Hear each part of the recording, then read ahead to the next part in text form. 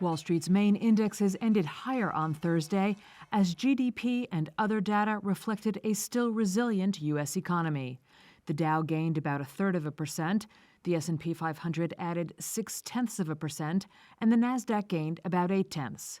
GDP increased at an unrevised 2.1% annualized rate last quarter, according to government data, while a slight rise in jobless claims last week showed the labor market remains strong. The Federal Reserve's hawkish tone has loomed over stocks of late, although, according to CME's FedWatch tool, most traders are betting that the benchmark rate remains unchanged through the end of the year. But not Chris Constantinos, chief investment strategist at Riverfront Investment Group. We see at least one more rate hike on the horizon, and we don't necessarily think that's something to be feared. We think it speaks a little bit to the resilience of the economy that we talked about. Given where we've seen the economy, given where we've seen the labor market, and given where we've seen inflation prints, I think they feel like they have license to potentially hike one more time.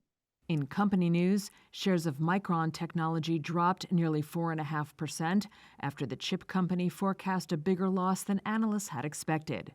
And Accenture shares slumped more than 4% after the IT services firm forecast full-year earnings and first-quarter revenue below Wall Street targets. Investors now have their eyes on Washington to see whether lawmakers can avert a government shutdown. And key inflation data comes Friday with the Personal Consumption Expenditures Price Index.